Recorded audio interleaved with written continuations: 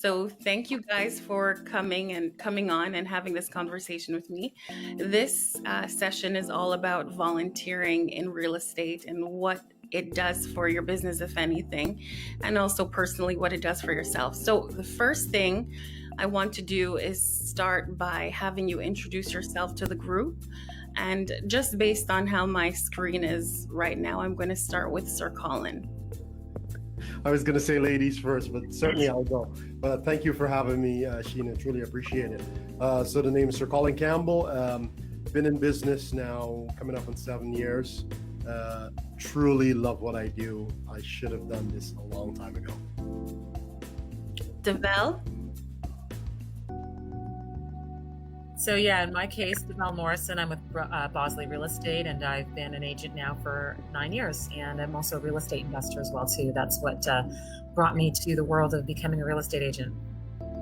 And then next we have guests, but also Michelle Francis. Please introduce yourself. Hi everyone, my name is Michelle Francis. I guess this is my radio voice opportunity. So I have been in real estate for 5 years. I'm what I refer to as a residential realtor with a stronger focus, of course, on the commercial side. And I got into real estate with Century 21 Leading Edge out of being a landlord and I was going to say a GC, a general contractor in green renovations. Okay, thank you, Michelle. And then next we have Nene. Can you please introduce yourself? Hi guys, my name is Nene Akintan. I'm with Century 21 Dreams. I've been in real estate for, I would say, maybe over 30 years. First of all, in my home country, Nigeria, then in the States, and then now in Canada. So I love what I do. I'm a wife, I'm a mother, volunteer, and a host of other things, but I love real estate. So thank you, and thanks for having me, actually. And yeah, thanks for having me.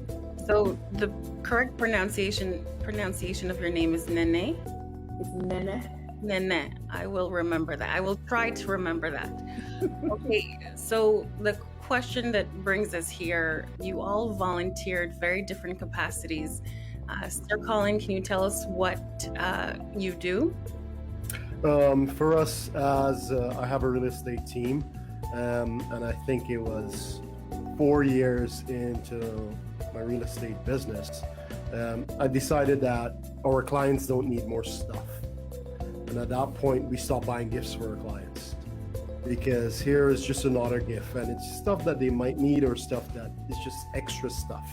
Most of our clients are getting rid of stuff. So at that point, we created a philanthropy account, and a percentage of every one of our sales went into that philanthropy account. How was that received by your clients? You just tell them.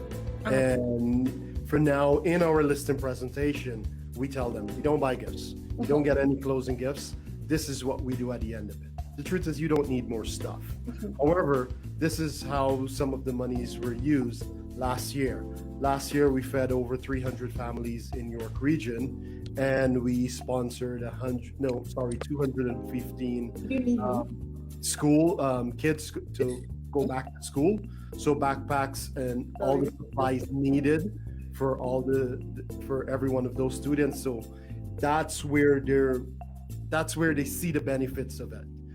So when we're showing one of our clients this, the joy that they receive knowing that we're giving back to the community, it's way more than them receiving, I know, $200 at a keg or a nice bottle of wine. Yeah. Okay. Thank you for sharing. You're welcome. Davelle, what organization do you volunteer with? So for myself, I volunteer with AREA as well. So I'm the chair of their diversity inclusion group right now. I'm also on the board of, it's called Beautiful World Canada, and it's a charity where we educate girls, and we basically pay for the university and the high school of girls in Ethiopia, Sierra Leone, Uganda, Rwanda, I missed a country, Ethiopia. Basically 5 countries. And so I sit on the board of directors there. So I do a lot of volunteering and I donate a lot of my money to them. And a couple of years ago, I went to Uganda and Rwanda as well, so I could meet the girls that were going through the program and just kind of see firsthand the impact that it has on the girls' lives. So that was pretty amazing. Also on the volunteer front, I'm the president of the Short-Term Accommodation Association for Prince Edward County. So we have almost 200 members. And so we, the people are running all the Airbnb, a lot of the Airbnbs in Prince Edward County. So that also keeps me super busy.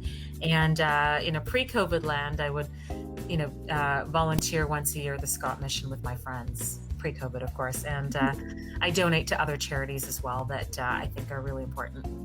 So I guess just generally speaking, why area makes sense. And so does the short-term association that you're with, because you have property out there, correct?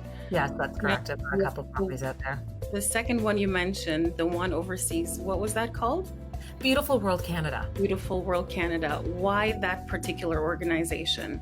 Well, because I feel that educating girls is really important, especially in some of the African countries where, here in Canada, we go to school for free. I think the challenge is with a lot of the African countries, they don't go to school for free. They have to pay to go to school. And people can't afford to send their kids to school. They'd rather their kids work. And even the girls that do get sent to work, sent to school, they are gathering water for their families before school starts at 8 o'clock in the morning. So when they get to school, they're all sweaty because they've just walked 2 hours to deal with water. So it's just such a different experience. It's so much harder for them to get an education, A, because of money, but B, because of responsibilities around the home. So I just kind of felt passionate that was an area where I really wanted to help because I can. So even going to Uganda and Rwanda firsthand, like, it's one thing to sit here in Canada and donate, but to go to the countries and meet the girls and see what their lives are truly like is definitely really interesting because, when I went, they set us up on, we would get to go to the girls' families so we could see what their huts look like that they lived in, right? Like, this is not, Canadian life. We went to the university and we got to see their dorms, which are not the same as a dorm in Canada. So it's great that I had that firsthand experience, especially when I talk to other people about donating to Beautiful World. At least I can give them my firsthand experience about this is what their life is like. It's hard. It's not a Canadian life. We're living a life of luxury here. We really do. And Nene, are you still here with us? So here, I have to apologize for Davelle. You were not here earlier, but I have to apologize. And the other, sorry, I didn't get her name. I didn't know we're supposed to be on camera, and you're recording this as well. But you know what? I'll just wing it. So what's your question? So essentially, in what capacity do you volunteer, and with whom? Okay, so I started off volunteering as a child with my parents. My dad and mom, many years ago in Nigeria, were members of the Lions and Lioness Club. And so I would go with them, volunteer. And I used to go with my mom, I think every 2 weeks, if I remember, to orphanages, just to play with the kids my age and, give food to them and all of that. But fast forward to North America, I volunteered with the AIDS Society in Hamilton. I also volunteer with it's a charity, a non-profit called One Girl Can. It's out of Vancouver, and they primarily work in Canada. So in Kenya. Kenya, yes. So what we do is we build, we empower, and we also engage in terms of we build schools, put the girls through school, and make sure that after school we get them a job. Fantastic. So that's for One Girl Can. Also on the board of I volunteer with the Canadian Black Chamber of Commerce, the vice chair, and I'm also in charge of the Women's Committee. I also volunteer and co-run a non-profit called I Am, I Can, I Will. And run this with my 3 kids. My niece, who's 26, she's in Vancouver now. My daughter, who's 22, she's at Queen's University, and my son, who's 18, is at Morrison. So what we primarily do is work with youth. We run financial literacy programs. We visited the IDP camps, internally displaced persons camps in Nigeria. And we actually now, I think there's about 3 kids who've been putting through school. So through elementary, high school, and then university. We also did the Bring Back Our Girls rally in Toronto. I don't know if you guys remember the Bring Back Our Girls, Boko Haram. Yeah. So we organized that. We also work with people who identify as homeless. And then Michelle, you'll be next. Hi there. I wish you could see me because I put on a full face for you guys. It was to impress you. So imagine you're seeing a glam photo. My engagement in volunteerism started actually with my father. My father was a very devout volunteer. I was very fortunate as a child to have him bring me to meet Nelson Mandela when he came to Toronto. He's a Jubilee Award winner as well, and I've raised my children to be the same. So we started volunteering at hospitals. What we would do is we would buy, you know, when the schools ask you to buy all these fundraising packages and magazines. I remember those. I spent about $1,000 on magazines. We took all the things that were inside the magazines because they'd have DVDs and smaller books inside. We would package them up and then deliver them to hospitals on Christmas Day. So my kids were involved in volunteering and giving back at a very early age. Myself, I think the better question is, who have I not volunteered for? I have been engaged in the more predominant ones is the heart and stroke, and that started off my career managing 2 programs for them provincially, as well as for Habitat for Humanity, one of being the inaugural Women's Build members, as well as a VP for the Durham region and a crew leader, and currently they're as a partner in my own not-for-profit. And just as COVID hit, I was just concluding a position as the president for the Durham Family Court Clinic, and knew that I needed to really focus on some of the endeavors that would help our community, and of course named a not-for-profit after my father, who had since passed, who worked for an educating hospital, and that's what we do there. We help with healing, education, and performance, and that organization is called the Henry Alexander House, and it has created what is called the Leon program, and the Leon program is named after my nephew, who unfortunately passed in a similar engagement as George Floyd, and that program now assists other young kids to be involved in the trades. But before we get them out into the trades, we help them with their realizing their value systems and helping them to become whole before they go out to the workplace, because there has been much damage done as a result of 2020.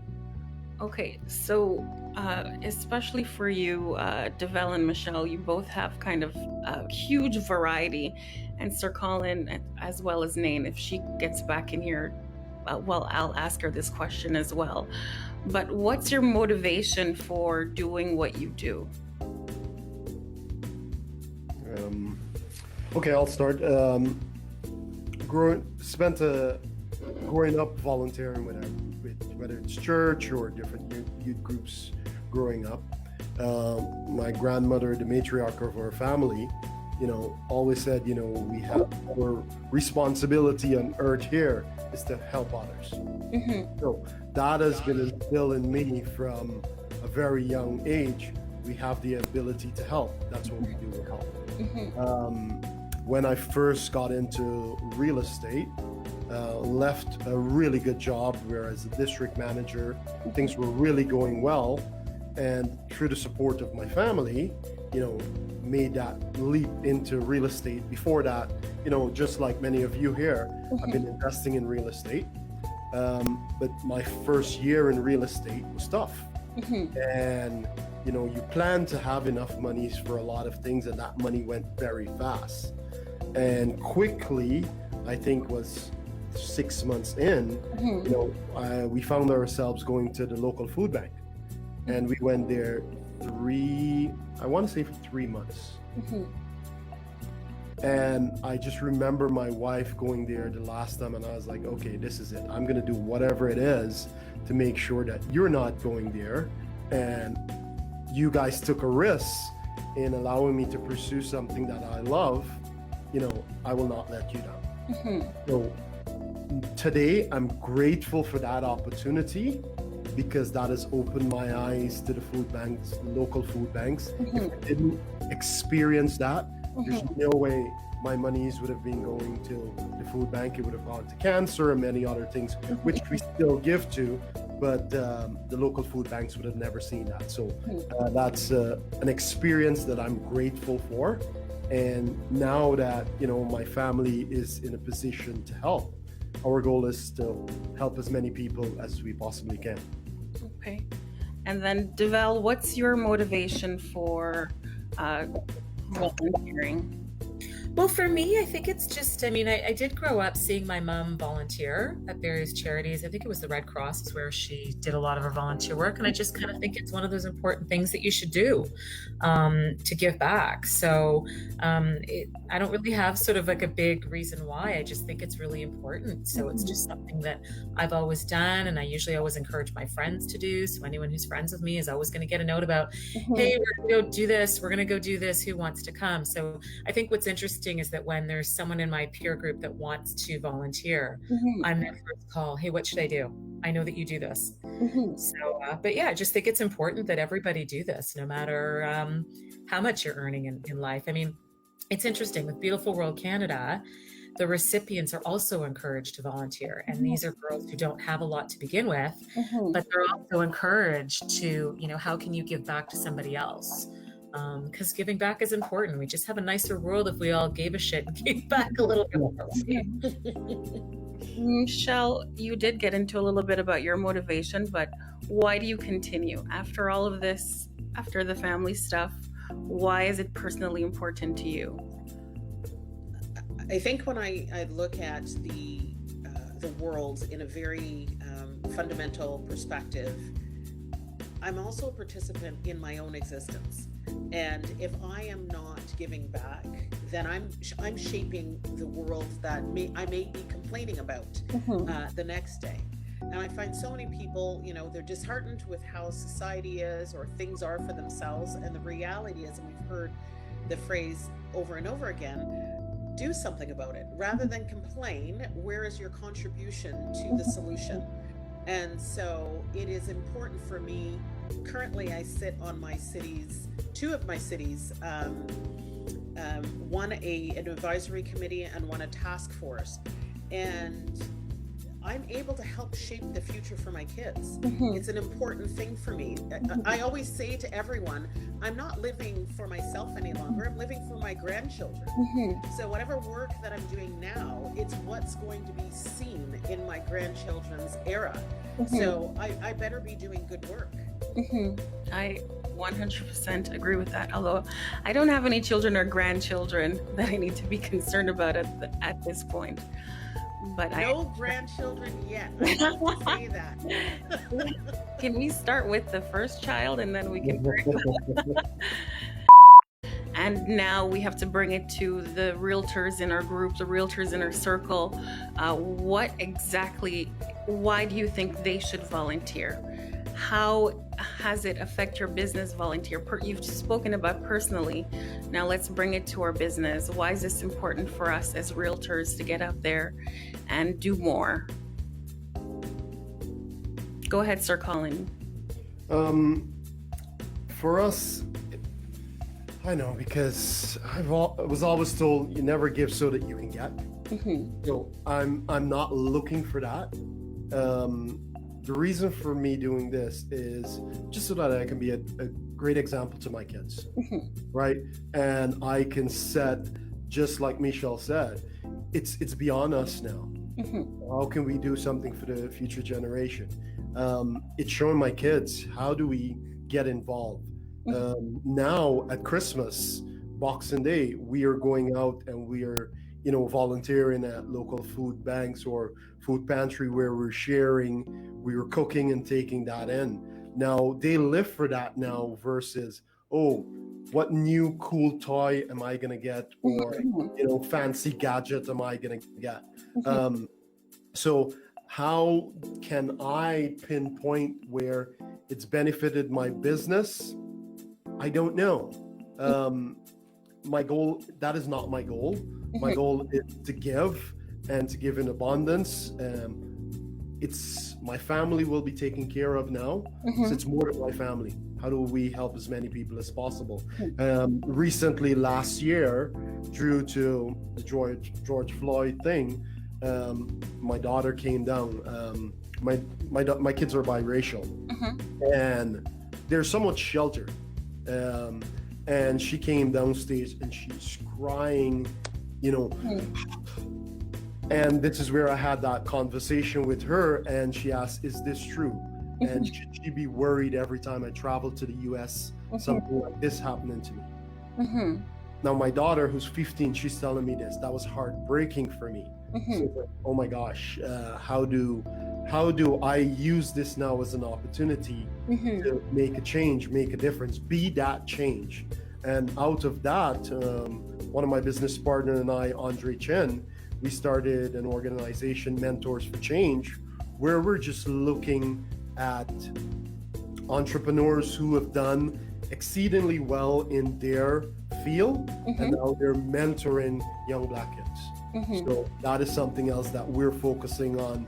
So, and ultimately it's how do we help as many people? So is it going to help my business? I'm sure it will. Am I looking forward to it?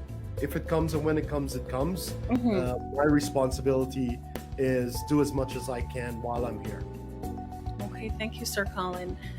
Val, what do you have to say on the topic of other realtors and how they can or why they should be volunteering? It's funny, I have a question. Affected your business, and also whether or not it's affecting your business. I don't do it for business reasons. For me, it has nothing to do with my business. It's just because I want to give back. I don't even, it's on my vision board that, I want to be able to donate X number of dollars.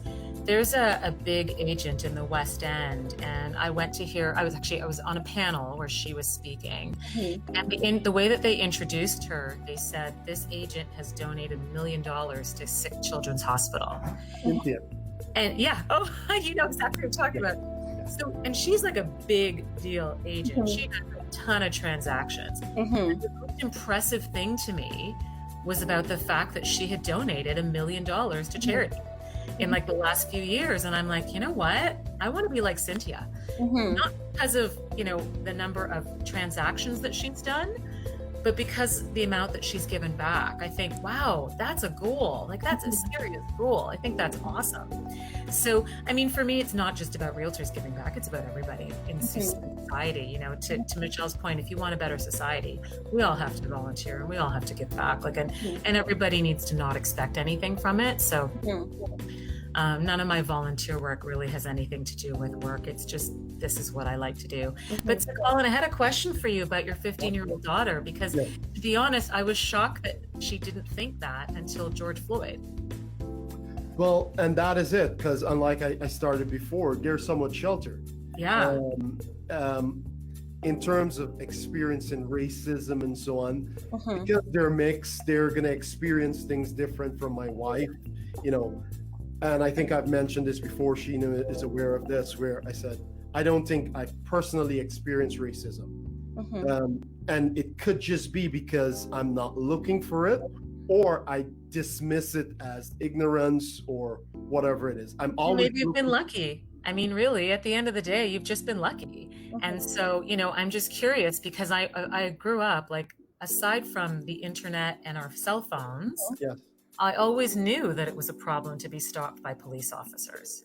And so we're seeing that live now because everyone's got a phone. Everyone has a phone. But even before cell phones, I knew that this was a problem. So, Sheena, can I chime in for just a second? Yeah, I see Michelle wants to say something. Some really interesting Go ahead, points. guys.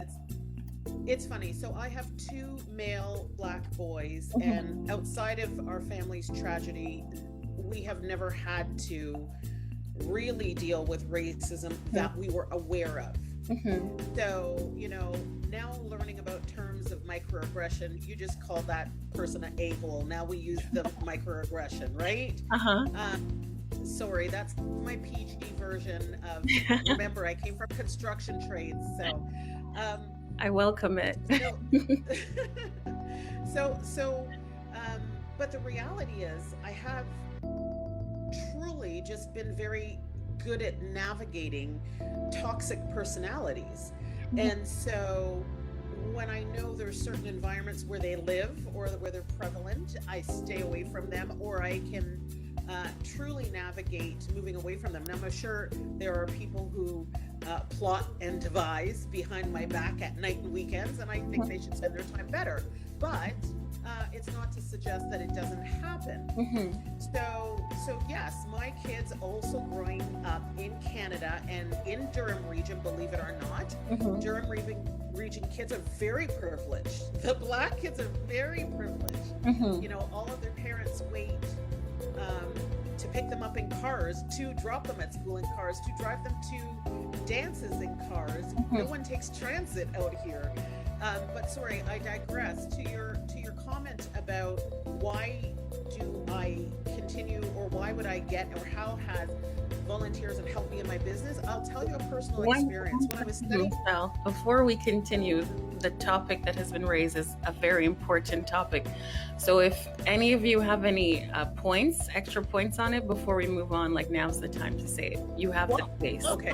Yes, sorry, because I've been in and out. There's something, I was in my basement office and it just kept tripping, so I had to come upstairs. Sorry about that. What topic is this again? So right now what they're discussing is the events of George Floyd and how it has affected their children.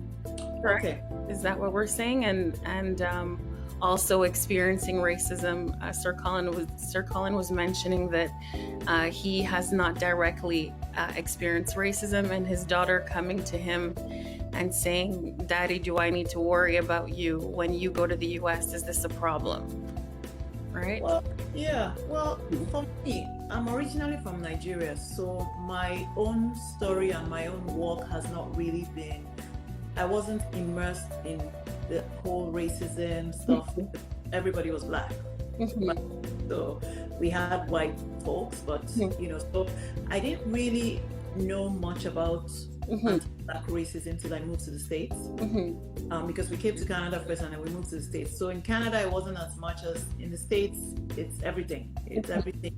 You walk into a room, you just know you're Black. Whereas in Canada, it's a little different. But having said that, my kids, listening to you say that your kids are privileged in Durham region, and yeah, I agree that a lot of our kids, depending on where you live, are privileged. Now, my kids, I live in Oakville, so when we moved to Oakville originally, there were really even more so. Yeah, there were not a lot of Black people. So I go to the gym, I see a Black person, I run home and I tell my mother, a Black person today, and he's like, "What the heck? What's wrong with you?"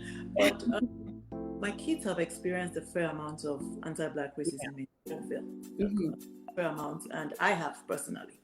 At first, like SirColin, I would just dismiss it as ignorance. But since George Floyd, I've been very intentional to call it out for what it is. I've called out the mayor of Oakville. I got him the book White Fragility, and I gave it to him, and he never read it. So I was on a panel and I called him out on it, and I said, when you're ready to really talk racism, read the book and we can have a conversation. So my kids have experienced a fair amount. They've been followed around in stores, jokes in school about about watermelon and chicken. In my son's school, some guy just walked up to him and said, "Oh, I'm sure your dad is in jail," or something like that. Something like that. So we've been very intentional in our family, especially with our non-profits. We've been very intentional with this whole anti-Black racism. We now are consulting with the Halton Regional Police around how they should engage Black youth, especially the youth, Okay. and ways they can improve their interactions with, people of color generally. So it's opened up a lot of things. It's opened up a lot of things for us, because, like I said, we're Nigerians, so it's not in our, it wasn't really in our like direct vision, but coming, and my kids are reading things and watching things on social media. So yes, anti-Black racism has, and in my daughter's school, she's in university in Queens. She set up a diversity group when she got there, because she said to me, "Mommy, for the first time in my life, I feel invisible." So it's been.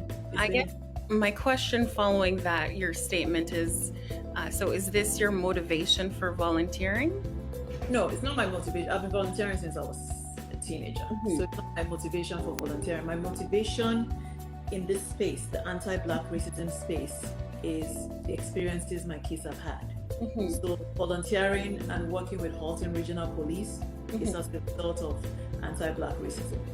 Okay. Working with, I can't remember what the other, I work the Halton Equity Diversity Roundtable is as a result of anti-Black racism.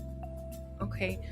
The next, I think, Michelle, we're moving back to you, because you are going to talk about your reasons for volunteering, not reasons, why you think other realtors should volunteer. Yes, thank you.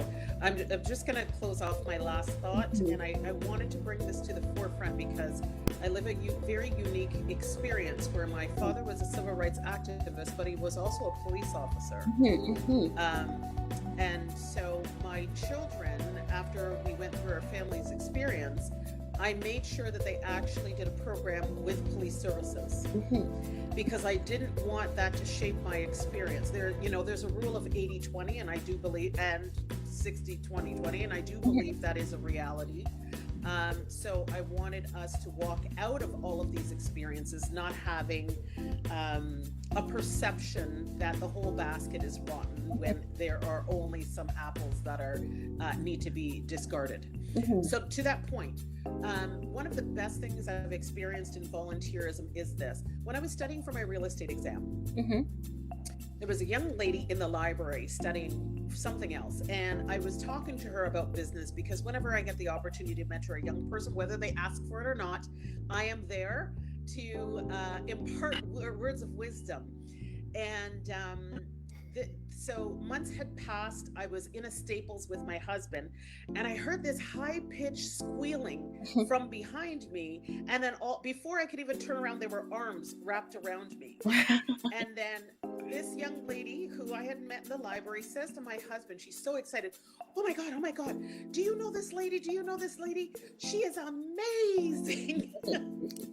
And if I could, that was the greatest demonstration of giving of yourself to someone who is not connected to you. And that's how I see volunteerism. I have volunteered at very high levels where I'm not seeing the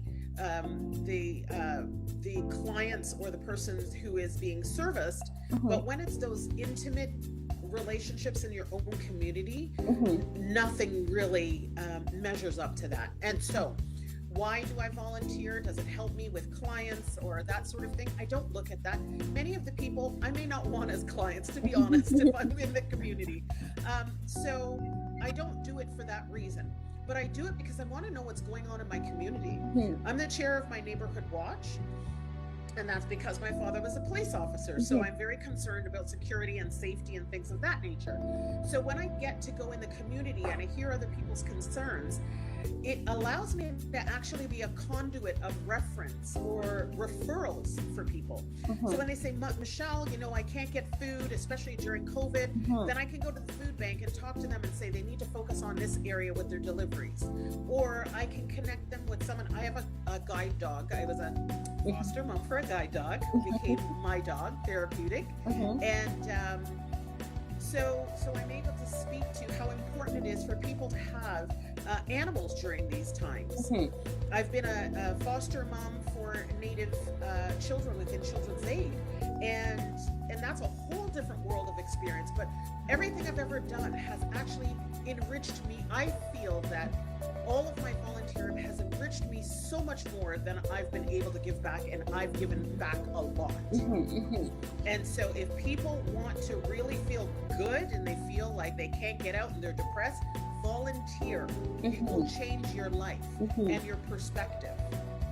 That's a beautiful way to essentially end that topic.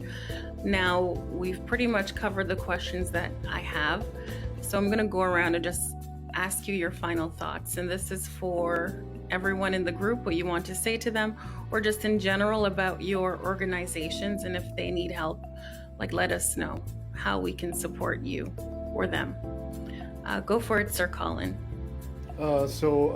Final thoughts. I think it was Zig Ziglar that said, you help enough people get what they want, you will eventually get what you want. So for us, it's giving as much as we possibly can. That's our mission. That is my entire team's focus. We give back wherever we can. So in terms of volunteer help, at some point we will be reaching out, because Mentors for Change, our organization, which was just launched, non-for-profit, we're going to be looking out for mentors in the community so that we can partner these young Black, disenfranchised, at-risk kids, just so that they can see an example of somebody who's doing it big in the community. Sometimes they might not have that role model of investing in real estate. So this is where we introduce them to Mrs. Morrison to say, okay, would you like to mentor this person for the next 3 to 6 months, right? So it's programs like that we're working on. So please know I'm going to be knocking on your doors, because I was raised by a strong Black woman, and I know the value of that. So you ladies, I will be reaching out to you for support. Davelle, you're next. Yeah, so for Beautiful World, I mean, donorship has gone down last year and this year, so they're definitely looking for more donations. So you can always go to beautifulworldcanada.org to donate. The other challenge is, we've had COVID, I mean, the whole world has had COVID, but with COVID, we've all shut down. So for a lot of our schools, they've gone to online learning. Because people have provided them with laptops. It's not the same for the girls who are going to university through the Beautiful World program. Uganda, Rwanda, when schools are shut down, there's just no school. People don't have laptops. That's like not even in the frame of reference as, a luxury that they have. So they haven't been at school. And so because they haven't been at school, some of their parents have said, you need to get married. Because the only thing that's making them not get married, to help their families, monetarily speaking, is that they were in a program called Beautiful World that would pay for their schooling. And Beautiful World not only pays for their schooling, but they pay for a little bit extra. So, like I said, when I went to the dorm rooms, I could see these girls have 5 outfits. So Beautiful World's like paying for their schooling, their food, their clothes, and gives them a little bit so they can help their families as well too. And so, without school being there, the girls don't have an excuse not to get married. So, 2 of the girls, we have over 100 girls in our program, their parents forced them to get married during COVID, because there was no excuse not to, because school wasn't there. So I guess my ask is more support for Beautiful World Canada. Nene, I noticed you were working with the Black Chamber of Commerce, and I would love to be able to work with you to be able to expose them to Beautiful World Canada. We have a speaker from Uganda who, we've put her on Zoom to do Zoom meetings with people, and she can talk about her experiences growing up. She was being raised by her grandmother, because her parents, in African terms, had a car accident. And what that really means is that they died of AIDS, which is still very much a stigma. Like I said, 2 years ago, when I'm having lunch with these girls, my parents had an accident. That's literally what people say. And so, I have she's running one of our programs in Uganda, but she physically went through the program herself. And she's available on Zoom from Uganda to speak to different organizations. So if the Black Chamber of Commerce has something organized, I would love to get that charity involved and have her speak with everybody from Uganda about her experience and about the program. Thank you. I'll circle back to Sheena to get your contacts. And so I'll reach out to you for that. Thank you. Okay. And Michelle, final thoughts?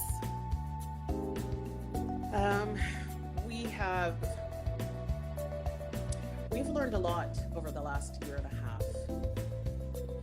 And I was asked last week what keeps me up at night about this, and my concern that keeps me up is that we have seen what we've seen, we've learned what we've learned, and we don't seize the moment to make change. And so that's the thing that keeps me concerned. I hope and I would love to see more of us as realtors who our focus is to support the community. So it doesn't stop just with a transaction. It continues with our volunteerism and our engagement, and not just during troubled times all the time. This should be a part of our fabric, our cultural mosaic, or our industry mosaic. This is a natural thing that should happen for us because we're visiting homes and we're visiting people, and we're professing to help them have a better life. So this is a continuation of that. Where you could all help, SirColin mentioned it, in all of the iterations of corporate volunteerism that I've been involved in, mentorship and getting mentors on board has always been a struggle. And so I would love to have more people that our young people can look up to see themselves, to see their potential. So as we have been very, very lucky and blessed this year that our rollout of our program, the Leon program, has been adopted, and we are now a service provider with Ontario Works, which is fantastic. We were granted to have Canada summer students this year. So we've had a lot of very amazing first wins, and I'd like to continue that with mentorship and opportunities, and us to be able to speak on many other platforms, because we can all have a place where we're doing something. If an individual, a realtor, is just thinking, well, where do I start? I can't start one of these organizations for myself. You don't need to start it. We've started things. You can just help us carry the message and amplify that. So there is room always for a solid person of character in my organization to help any young person, both to be engaged in the program, to be mentored, to sit on our board of directors, because that's an important thing for young people. My first board experience was at the age of 23, and it shaped how I look at business and how I interact and get adoption of programs. So I want that for our young people as well. Fantastic. Thank you, Michelle.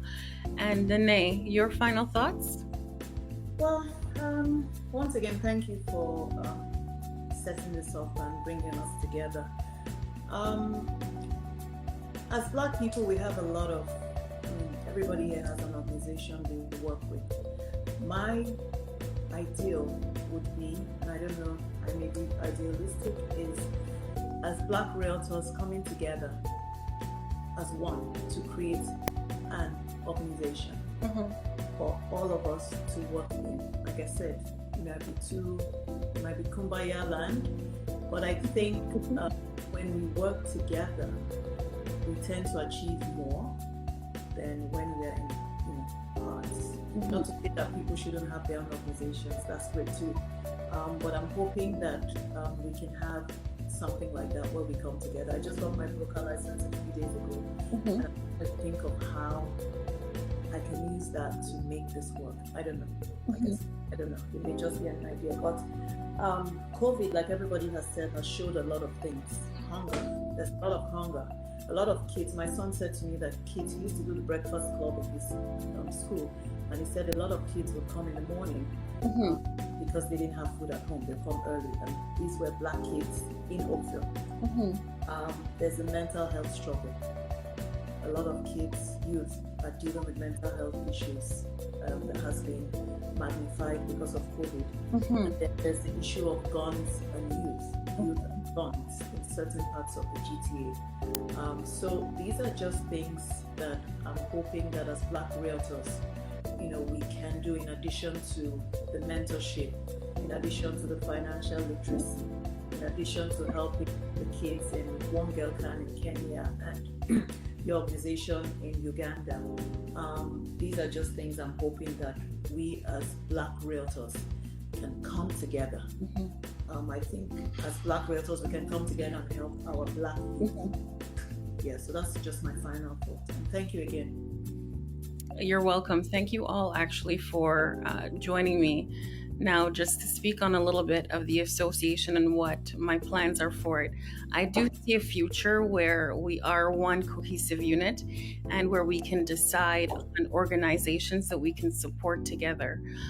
For now, I think the focus for us is to really get to know each other. And I love that you're here telling your different stories, because I've said this the minute I started talking to Black Realtors, I think a year and a half ago, almost 2 years, when I started the association.